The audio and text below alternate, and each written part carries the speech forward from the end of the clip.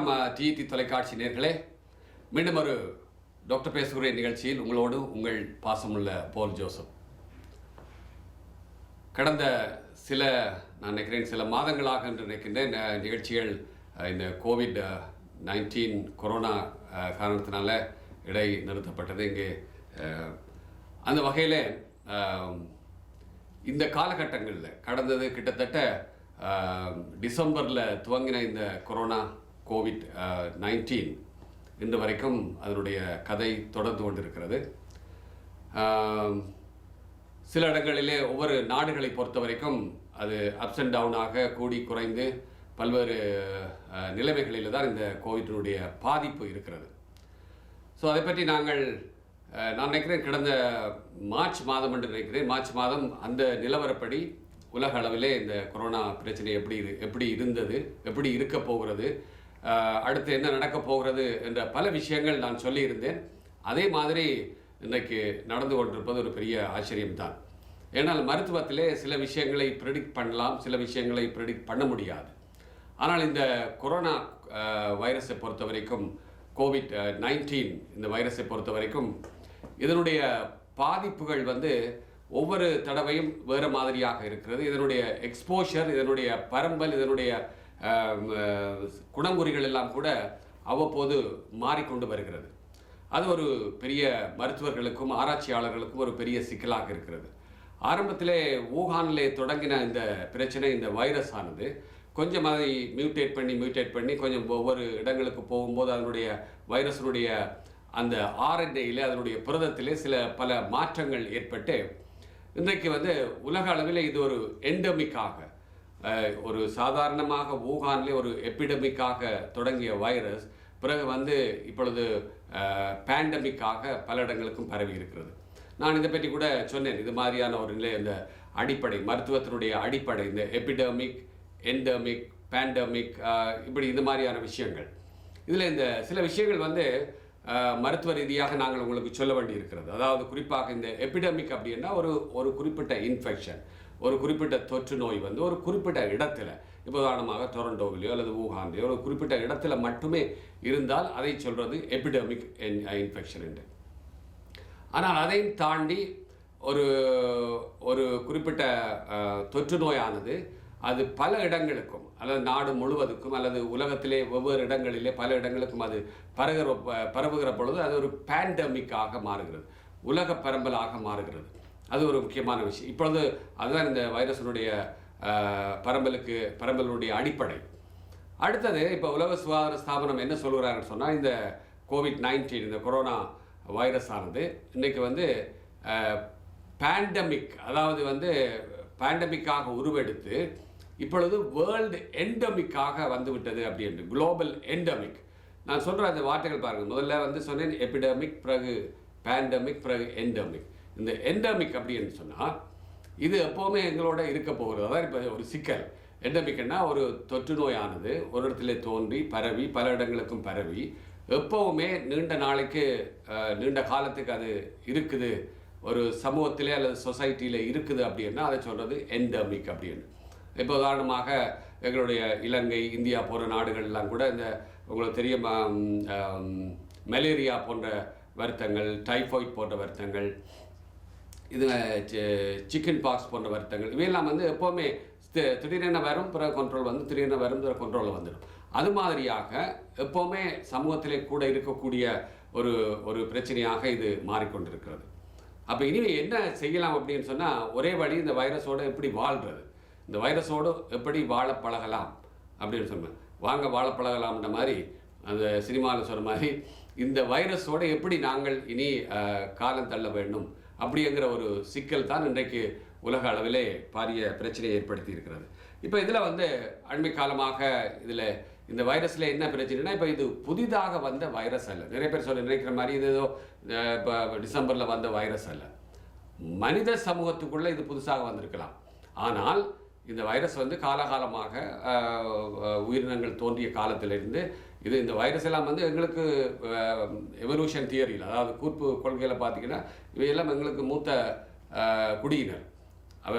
இவர்கள் பல மில்லியன் ஆண்டுகளாக சமூகத்தில் எங்களுடைய உலகத்திலே பூமியில் இருக்கிறவர்கள். ஆனால் இது மனிதருக்குள்ள வந்து இது தன்னுடைய வேலையை காட்டத் தொடங்கினது தான் இப்போ அண்மையில் வந்த விஷயம். அது மாதிரி இது புதிதாக தோன்றினா அல்லது ஒரு தோற்றப்பட்ட ஒரு வைரஸ் அல்ல.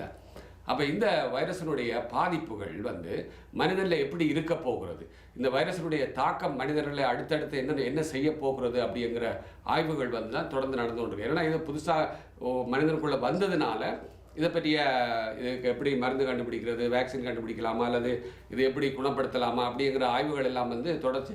ஆனால் வைரஸுக்கு வந்து பொதுவாக மருந்து கண்டுபிடிக்கிறதுங்கிறது ஒரு பெரிய சிக்கலான விஷயம்தான்.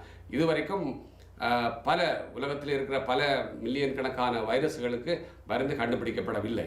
சாதாரணமாக இருக்கிற ஒரு ஃப்ளூவுக்கு கூட இன்றைக்கி எங்களால் மருந்து கண்டுபிடிக்க முடியவில்லை. அது அதனுடைய தொற்றுகளை கட்டுப்படுத்துவதற்கு, அதனால் மனிதனுக்கு வர்ற பாதிப்புகளை கட்டுப்படுத்துவதற்கு வேணால் சில மருந்துகள் இருக்கிறதே தவிர இந்த வைரஸை கில் பண்ணுவதற்கு, வைரஸை கொலை பண்ணுவதற்கு அல்லது வைரஸை அழிப்பதற்கு மருந்துகள் கண்டுபிடிப்பது என்பது ஒரு சிக்கலான விஷயம். ஆனால் வேக்சினை பொறுத்த வரைக்கும் பல விதமான இதுகளில் வந்து மனிதன் வெற்றி கண்டிருக்கிறான்.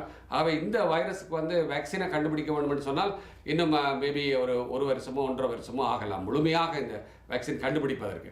அப்போ அப்படிப்பட்ட சூழ்நிலைகளில் இன்றைக்கு இந்த வைரஸனுடைய பாதிப்பு எந்த அளவுக்கு இருக்குது அப்படின்னா, அண்மையில் ஜான் ஹாப்கின்ஸ் மருத்துவ பல்கலைக்கழகம் வந்து அவர்களுடைய ஆய்வுகளின்படி கிட்டத்தட்ட இதுவரைக்கும் 8.3 மில்லியன் கேசஸ் உலகம் முழுவதும்.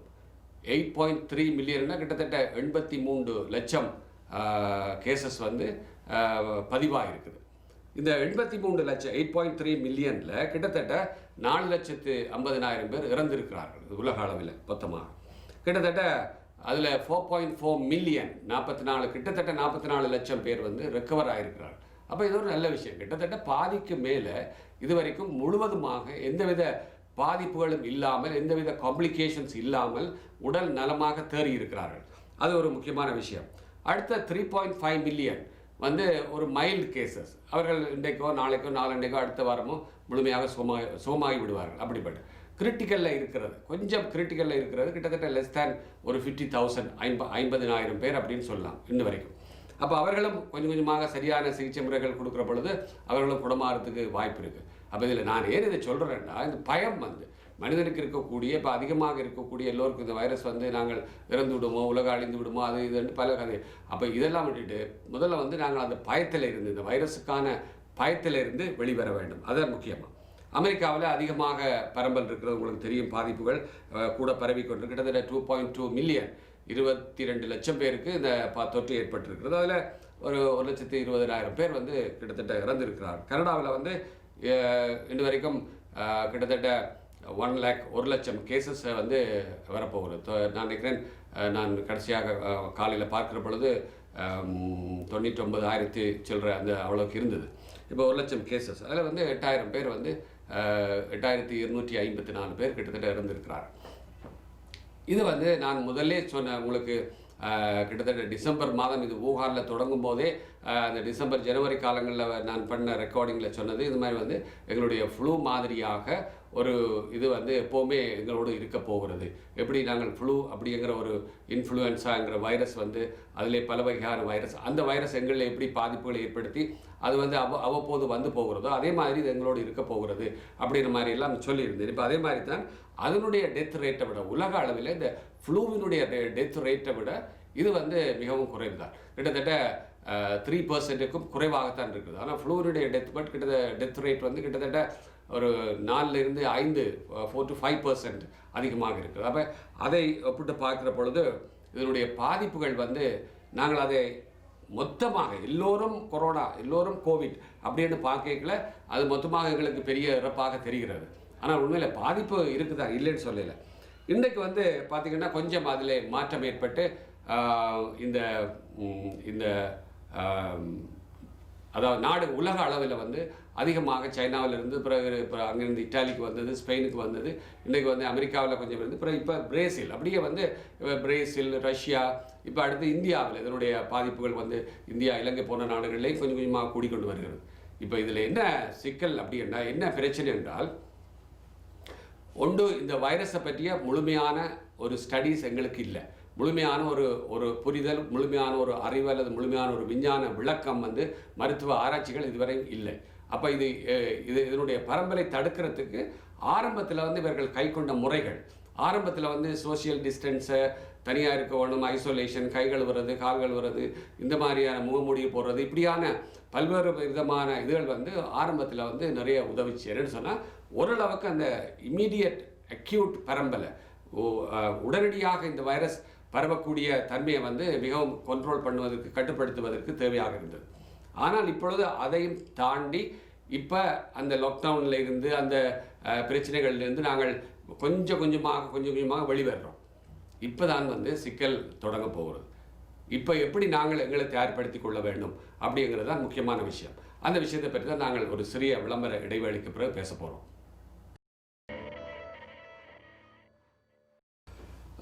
டிடி தொலைக்காட்சி நேயர்களே, மீண்டும் ஒரு சிறிய விளம்பர இடைவேளைக்கு பிறகு உங்களோடு உங்கள் பாசமுள்ள போல் ஜோசப். இந்த நிகழ்ச்சியில் இந்த கோவிட்டினுடைய பாதிப்புகள், அதனுடைய தொடர்ச்சியை பற்றி தான் பேசிக்கொண்டு இருக்கிறோம். இதில் நான் சொன்னேன், இப்போ இந்த லாக்டவுன் எல்லாம் முடிஞ்சு உலக நாடுகளில் கொஞ்சம் பழைய நிலை, அதாவது மாமூல் நிலை என்று பொதுவாக நாங்கள் சொல்கிறது, இந்தியாவில் சொல்வார்கள் மாமூல் நிலை திரும்புகிறது அப்படின்வார். அப்போ அந்த நிலையில் வந்து எங்களுடைய மக்கள் தொடர்ச்சியாக இனி வெளியில் நடமாட தொடங்கி இருக்கிறார்கள், அதிகமாக வெளியில் வர தொடங்கி இருக்கிறார்கள். இப்போ இந்த நிலை, இந்த சூழலில் தான் அடுத்த ஒரு வேவ் வரப்போகிறது. இப்போ ஒரு பெரிய வேவ் ஒன்று அடுத்து வரப்போகுது. அது எல்லா நாடுகள்லையும் இது ஒரு பெரிய சிக்கல் தான். இந்த செகண்ட் வேவை எப்படி சமாளிக்கிறது, அதுதான் ஒரு பெரிய விஷயம். நான் ஆரம்பத்தில் இதை குறிப்பிடும்போது சொன்னேன், இந்த வைரஸினுடைய நல்ல விஷயம், ஒரு குட் நியூஸ் என்னென்னு சொன்னால், இது வந்து இந்த வைரஸ் தனக்குள்ளே இப்போ அண்மைக்கால ஆய்வுகளில் வந்து இந்த வைரஸ் தனக்குள்ளே ஏற்படுத்துகிற மாற்றம், சேஞ்சஸ், இது வந்து கொஞ்சம் கொஞ்சமாக குறைஞ்சு கொண்டு போகுது அப்படிங்கிற ஒரு விஷயம். அடுத்த ரெண்டாவது என்ன சொல்கிறாங்கன்னா, இந்த வைரஸ் வந்து எங்களுடைய கலங்களுக்குள்ள, அதாவது இரத்தத்தில் இருக்கிற, குருதியில் இருக்கிற வெள்ளை அணுக்களுக்குள்ளே போய்த்தான் இது பாதிப்பு ஏற்படுத்துது. இந்த வெள்ளை அணுக்களுக்குள்ளே போய் இந்த வெள்ளை அணுக்களை அழிக்கிற எங்களுடைய இம்யூன் சிஸ்டம், நோய் எதிர்ப்பு தன்மையை வந்து அழிக்கிற ஒரு வேலையை தான் செய்து தன்னை வந்து அதில் உள்ளுக்குள்ளே திடப்படுத்துது, பலப்படுத்துது. அப்போ அந்த வகையில் இந்த வைரஸ் வந்து அந்த கலங்களுக்குள்ளே போகுது, ஆனால் நியூக்ளியஸுக்குள்ளே போகலையா. அதாவது நியூக்ளியஸ்ன்னு சொன்னால் கலங்களுக்கு இருக்கிற அந்த செல்ஸில் இருக்கக்கூடிய வெள்ளை அணுக்களில் இருக்கிற கலங்களுக்குள்ளே இருக்கக்கூடிய முக்கியமான ஒரு பார்ட் வந்து அந்த கரு. அந்த கருவுக்குள்ளே அந்த அந்த நியூக்ளியஸுக்கு உள்ளே போகலை அப்படிங்கிற ஒரு விஷயத்தை கண்டுபிடிச்சிருக்கிறாங்க. அப்போ அதனால் வந்து ஈஸியாக வந்து இந்த வைரஸை வந்து நாங்கள் எதிர்கொள்ள முடியும், வைரஸை வந்து நாங்கள் ஃபைட் பண்ண முடியும் அப்படிங்கிற விஷயம் ஒரு முக்கியமான விஷயம். அடுத்தது, இந்த வைரஸ் வந்து நீண்ட காலம் வந்து உடம்புக்குள்ளே இருக்காது. இப்போ உதாரணமாக இப்போ எய்ட்ஸ் வைரஸை பற்றி உங்களுக்கு தெரியும். ஹெப்படைட்டிஸ், இந்த மஞ்சக்காமாலை உண்டாகக்கூடிய hepatitis A, hepatitis B, hepatitis C, இந்த மாதிரியான வைரஸ் இருக்குது. ஹெச்ஐவி அப்படின்னு சொல்லக்கூடிய எய்ட்ஸ் நோய் வைரஸ். இந்த மாதிரியான வைரஸ் எல்லாம் உடலுக்குள்ளே போச்சுன்னா வெளியில் வராது, சாகாது.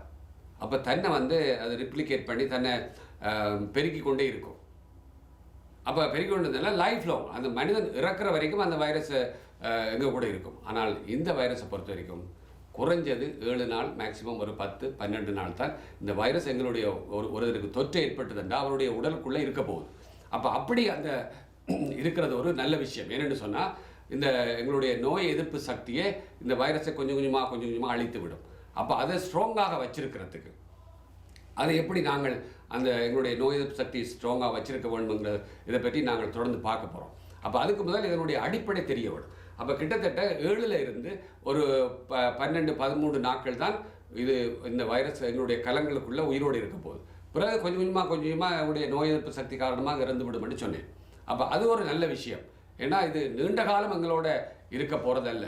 ஒருவருடைய உடலுக்குள்ள, சமூகத்தில் வேணால் அது நீண்ட காலம் இருக்கலாம், ஆனால் அவருடைய உடலுக்குள்ள இது ஒரு குறிப்பிட்ட நாட்கள் தான் இருக்க போகுது. அப்போ அது ஒரு நல்ல விஷயமாக இருக்கிறது.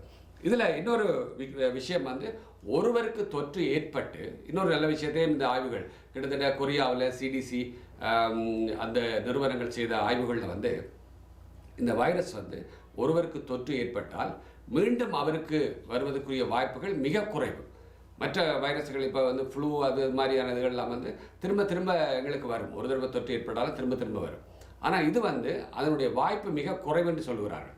அப்போ அதில் அப்படி இருக்குது. ஆனால் டெஸ்ட் பண்ணும்போது நல்லா கவனிக்கணும். நீங்கள் இந்த வைரஸ் வந்த ஒருத்தருக்கு, இந்த தொற்று நோய் கோவிட் வந்தவருக்கு ஒரு 2 மாதம் அல்லது 3 மாதத்துக்கு பிறகு அவர் முதல்ல ஆரம்பத்திலே அவர் குணமாகி ஒரு 3 மாதத்துக்கு பிறகு இந்த தொற்று பற்றி அவருக்கு டெஸ்ட் பண்ணால் பாசிட்டிவாக இருக்கும். அதனால் அவருக்கு அந்த நோய் இருக்குது அப்படின்ட்டு இல்லை. ஏன் அவருக்கு பாசிட்டிவாக இருக்குன்னு சொன்னால் அந்த அந்த வைரஸுக்கான எதிர்ப்பணுக்கள், அந்த ஆன்டிபாடிஸ்ன்னு சொல்கிறோம், அந்த வைரஸ் வந்து கில் பண்ணி அல்லது அந்த வைரஸை கொண்டு அந்த எதிர்ப்பணுக்கள் அங்கே இருக்கும் முதலாவது. ரெண்டாவது, இந்த வைரஸினுடைய சில பார்ட்டிகல்ஸ், அதாவது உயிரற்ற சில பார்ட்டிக்கல், அதாவது புரதங்கள் வந்து இந்த வைரஸ் இறந்த பிறகும் அந்த இப்போ ஒருவர் இறந்து அவருடைய உடலுடைய அந்த சில இதுகள் இருக்கிற மாதிரி இந்த வைரஸினுடைய சில புரதங்கள் வந்து ரத்தத்துக்குள்ள உள்ளே இருக்குமா. அது ஒன்று நல்லதுன்னு சொல்லுகிறார்கள். இன்னொன்று வந்து அப்படி இருக்கிறதுனால ஆன்டிபாடிஸ் வந்து தொடர்ச்சியாக எங்களுடைய உடலுக்குள்ளே வந்து அந்த நோய் எதிர்ப்பாற்றல் கூடிக்கொண்டிருக்கும் அப்படிங்கிறதையும் ஒரு சில ஆய்வுகள் சொல்லுது. ஆனால் டெஸ்ட் பண்ணும்போது சில பேருக்கு பாசிட்டிவாக இருக்கும். அப்போ டெஸ்ட் பண்ணும்போது பாசிட்டிவாக இருக்கிறதுனால இது வந்து நோய் மீண்டும் வந்து விட்டது அப்படின்னு இல்லை. ஆகவே அதுலேயும் நீங்கள் தெளிவாக இருக்க வேண்டும். அதுலேயும் ஒரு கன்ஃபியூஷன் வரக்கூடாது. அவை ஒரு தடவை வந்தால் மீண்டும் அவருக்கு அந்த பாதிப்புகள் பெரிய அளவில் ஏற்படுவதற்கான வாய்ப்புகள் 99%, 99% வந்து குறைவு என்பது தான் இதுவரைக்கும் நடந்த ஆய்வுகள். அப்படி ஒரு விஷயம் அதில் முக்கியமாக சொல்கிறாங்க. அடுத்தது, இந்த இந்த வைரஸில் நான் முதல்ல சொன்னேன், இப்போ இந்த ரிலாக்ஸ் பீரியட், இந்த லாக்டவுன் எல்லாம் முடிஞ்சு மக்கள் மத்தியில் எல்லோரும் நடமாட துவங்குற பொழுது இதில் முக்கியமான பிரச்சனை என்னென்றால் இந்த கேரியர். நான் இது டிசம்பர் மாதம் உங்களுக்கு இதை பற்றி சொன்னேன், ஆனால் வந்து அதை தெளிவாக சொல்லவில்லை. இப்போ இதில் வந்து என்னென்னா, இந்த கேரியர்ன்னு சொன்னால் இந்த நோயை வந்து காவிக்கொண்டு திரிப்பவர்கள், ஆனால் அவர்களுக்கு எந்த விதமான அறிகுறியும் இருக்காது. எந்த விதமான அறிகுறியும் இருக்காது. எந்த விதமான அறிகுறின்னா, இப்போ அந்த வைரஸ் உள்ளே போயிருக்கும், நல்ல ஸ்ட்ராங்காக அவருடைய நோய் எதிர்ப்பு ஆற்றல் வந்து மிக ஸ்ட்ராங்காக இருக்கும். மிக ஸ்ட்ராங்காக இருந்தாலும் இந்த நோய் எதிர்ப்பாற்றல் ஸ்ட்ராங்காக இருக்கிறதுனால இந்த உள்ளுக்குள்ளே இருக்கிற எங்களுடைய வெள்ளை அணுக்கள் வந்து இந்த வைரஸை எதிர்த்து எதிர்த்து எதிர்த்து இந்த வைரஸினுடைய வேலையை வந்து இந்த வைரஸினுடைய ஆக்ஷனை வந்து அல்ல இந்த வைரஸை முழுவதுமாக அழித்து அழித்து அது ஒரு விஷயம். ரெண்டாவது வந்து இந்த தொற்று ஏற்படுவதற்கான காலம், அதாவது இன்குபேஷன் பீரியட்னு சொல்கிறோம், அது வந்து கிட்டத்தட்ட 7லேருந்து 14 நாட்களுக்குள்ளே ஒருவர் தொற்று ஏற்பட்ட ஒருவரிடமிருந்து இன்னொருவருக்கு தொற்று ஏற்படலாமா, அது ஒரு விஷயம். அப்போ அந்த தொற்று ஏற்படுற காலங்களில் தான் வந்து இந்த நோய் எதிர்ப்பு ஆற்றல் உடலுக்குள்ளே வேலை செய்து அவருடைய நோய் எதிர்ப்பு ஆற்றல் வந்து மிக அதிகமாக ஸ்ட்ராங்காக இருக்கிறதுனால எந்த விதமான சிம்டம் வராது. இந்த இருமலோ காய்ச்சலோ அல்லது சளியோ தும்மலோ எதுவும் வராமல் அவர் நார்மலாக ஒரு சாதாரண ஒரு ஹெல்த்தி பர்சனாக இருப்பார். ஆனால் வைரஸ் உள்ளுக்குள்ளே அவருக்கு இருக்கும் அந்த 7 நாள் 10 நாள். அந்த நாளில் அவர் யாரெல்லாம் தொடர்பு கொள்கிறாரோ அவர்களுக்கெல்லாம் இது பரவக்கூடிய வாய்ப்பு இருக்குது. அதுதான் ஒரு சிக்கல். அதுதான் வந்து கேரியர்னு சொல்கிறது. நோய்க்குரிய வைரஸ் உள்ளே இருக்கும், ஆனால் நோய்க்குரிய அறிகுறிகள் அவருக்குள்ள வெளியில் தெரியாது. அப்போ அந்த மாதிரி ஆட்கள் தான் இனி கூட அதிகமாக நடமாட போகிறார்கள்.